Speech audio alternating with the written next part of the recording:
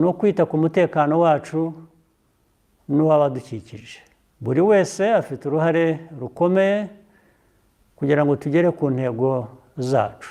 Abirasi kandi mwiratana ubusa, wonye bahaye icyo mwari mufite ngo ntabwo numva umuntu nkanjye kuntu mpagarara hejuru akantunga agatoki ideologically, by religion, by birth, I don't come from that world. Ntihazagira umuntu bakanga, ntihazagira umuntu ubatera ubwoba, kubera ko igihugu cy'u Rwanda ni igihugu gifite amateka menshi cyane, ni igihugu gikomeye cyane, ni igihugu gifite ingabo, ni igihugu gifite ibisasu. Ni mu gihe perezida wa Kongo Felix Antoine Tshisekedi yavuze yuko azarasa i Kigali yibereye muri Kongo. Bino yagerageje kubikora mu ntambara yabereye i Goma yahuzaga M23 ndetse igahuza n'igisirikare cya Kongo biri kurwana. M23 iri gushaka ubwigenge cyangwa irimo iribohora, nibwo kugira ngo barwanye abanzi babatatse bahise barasa mu Rwanda ibibombe bikomeye cyane bya RPG. Nibwo rero ingabo z'u Rwanda zahise zibona kuri radar bya bisasu bihita bihagarikwa bitaragira ku butaka bw'u Rwanda. Ibisasu rero byaje gufatwa amatekwa ndetse bagenzuye basanga ibi bisasu ni bya leta ya Kongo. Birangiye rero bino bisasu bifashwe matekwa, bivuga yuko hari abasirikare ba Kongo bari bagerageje kurasa mu Rwanda kugira ngo basoze intambara. Igisirikare cya Kongo kivuga yuko ari M23 yarashe mu Rwanda, kubera ko M23 arimo irwana n'abasirikare ba Kongo. Bivuze ngo bashakaga yuko nibarasa mu Rwanda bari buze kubishyira kuri M23, bakavuga yuko aribo barashe mu Rwanda kugira ngo u Rwanda ruze ruhita rurwanya M23, kubera ko u Rwanda rukomeye cyane. U Rwanda ahantu henshi baradwifashisha kuko u Rwanda rufite abasirikare bakomeye cyane. U Rwanda ruratoza ntibagarure, ngira ngo mujya muyibona aho bagiye Mozambique Cabo Delgado, ngira ngo ibyihebe icyumweru kimwe byari bikubiswe byambuwe uno murwa wa Cabo Delgado, ni mu majyaruguru ya Mozambique, ngira ngo mwagiye mubibona. Rero ibingibi barashe mu Rwanda, ndavuga Felix Antoine Tshisekedi yagerageje kurasa mu Rwanda, ibisasu by'iyo biza gufatwa amatekwa. Maginganga rero perezida w'u Rwanda Paul Kagame avuga yuko nta muntu n'umwe wamutera ubwoba, nta muntu n'umwe wamuhagarara hejuru, ndetse nta kintu biratana kuko nta kintu bafite. Perezida w'u Rwanda Paul Kagame bamusabye gukura ingabo ziwe afite muri Kongo.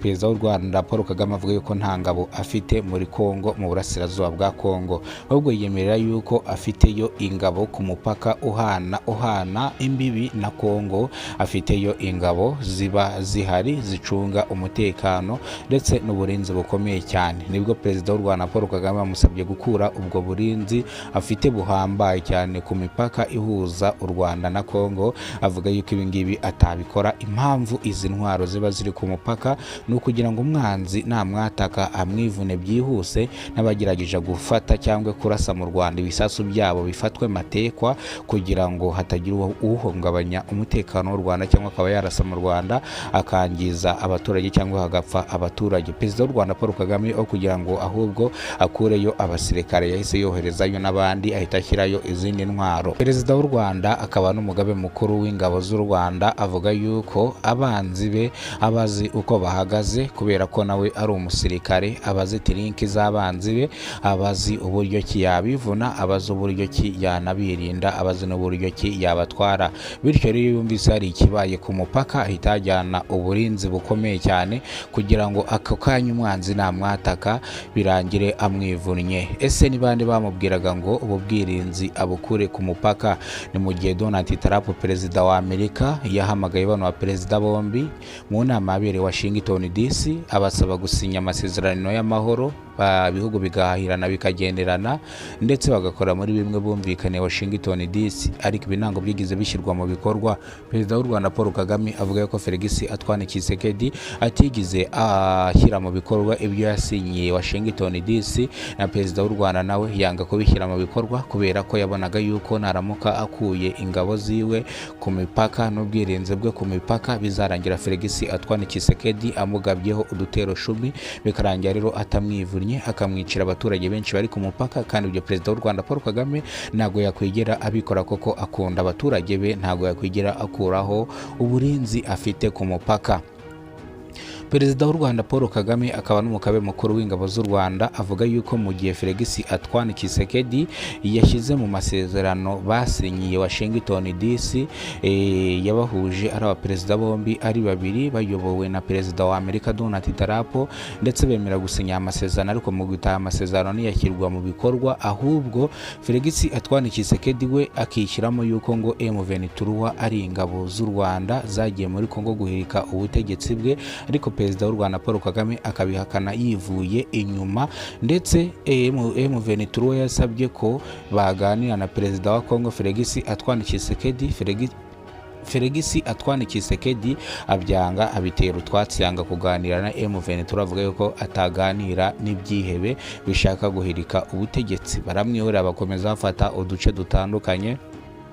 M23 yafashe Goma, ifata ikibuga cy'indege cya Bukavu, igenda ifata abantu henshi hagiye hatandukanye, ngira ngo mugenda muhumva na Muteskov ngira ngo yagiyeyo muri Kongo, uduce bagiye bafata ngira ngo mwagiye mutubona mu bihe bigiye bitandukanye. Ariko perezida wa Amerika Donald Trump yasabye M23 uduce yafashe kuturekura, baraturekura tumwe na tumwe kugira ngo bajye mu biganiro. Birangira rero ibi biganiro bitabaye, twaduje twita twongera tuhita dufatwa na M23. Kugeza magingo ngaya ibiri kubera mu burasirazuba bwa Kongo, nta ntambara n'imwe ihari iri guhuza M23 ndetse na FARDC igisirikare cya Kongo. Kugeza magingo ngaya rero harimo agahenge, nta dutero 10 turagabwa, ariko M23 ahantu henshi ifata haba hari ibirombe by'amabuye y'agaciro, ubwo nabo bacukura amabuye y'agaciro bakagenda bayagurisha mu bihugu bigiye bitandukanye kugira ngo abasirikare babone ikibatunga, babone n'amafaranga yo guhemba abasirikare.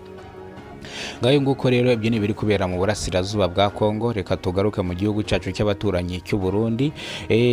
Ndayishimiye Evariste perezida w'u Burundi nawe yavuze yuko azataka u Rwanda, ariko ibi ngibi ahora abivuga mu kanwa gusa, ahubwo agerageza kwataka agatera udutero 10 twato nato bikarangira abasirikare biwe bafatiwe ku mupaka batararenga n'umutaru, dore ko iyo bahumeka impumeko y'ikibi n'abasirikare b'u Rwanda baba bari kubumva koko baba bateganye gutya imbona nkobone.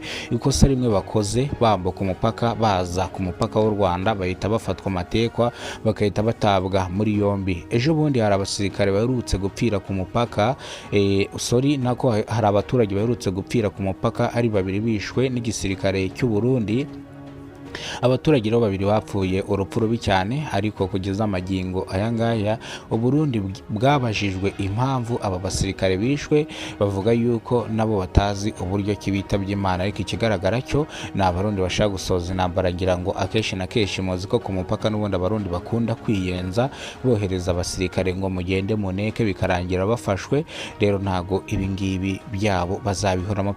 Perezida w'u Rwanda Paul Kagame akaba n'umugabe mukuru w'ingabo z'u Rwanda yavuze yuko uyu mugabo nakomeza gusoza intambara bizarangira amwivunnye. Kandi ikindi, perezida w'u Rwanda Paul Kagame avuga yuko ntago afite umwanya wo kuba yarwana nabo cyangwa kuba yakwataka ibindi bihugu, ahubwo we ari gushaka icyatuma igihugu kiba gitera imbere.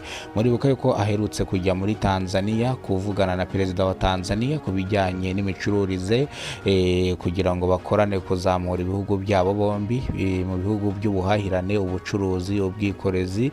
Bivuze ngo perezida w'u Rwanda Paul Kagame abashaka ibyagirira inyungu abanyarwanda, ntago abashaka intambara zikunze kwangiza byinshi cyane, kubera ko intambara nta cyiza cyayo. Murabona izamuka ry'ibiciro byatewe n'intambara yabereye muri Israel, yahuje Israel ndetse na Iran, bikarangira na Amerika yicometsemo, bikarangira intambara ibaye uruvange. Iyi ntambara yatumye ibintu byinshi bihenda ku isoko, intambara yahagaritse ubuzima bw'abantu benshi, ariko intambara nk'ingiyi iyo iri kuba haba hari n'abandi bari kubyungukiramo. Nimba esasi yarahenze gutya kandi ituruka mu muyoboro wa Hormuz, bivuze ngo indi mipaka yindi ihana imbibi na Leta Zunze Ubumwe za Amerika, urumva yuko arizo ziri mu kazi. Bivuze ngo igihugu kimwe kiri guhomba, haba hari ibindi bihugu biri kunguka, kandi ibihugu nk'ingibi by'ibihangange iyo byakoze intambara nk'ingiyi iba ari intambara simusiga, ibimeze nk'intambara y'isi, kuko ibihugu byombi biba bifite amabombe akomeye cyane cyangwa ibikopara bikomeye cyane, aho barasa ibisasu bigahirika inyubako zigiye zitandukanye. Ngira ngo akenshi mwigize mwumva ibisasu Iran yateye ngira ngo mwagiye mwumva ibisasu Iran yagiye itera bikagenda bigahirika inyubako za Dubai, ngira ngo mwagiye mubyumva.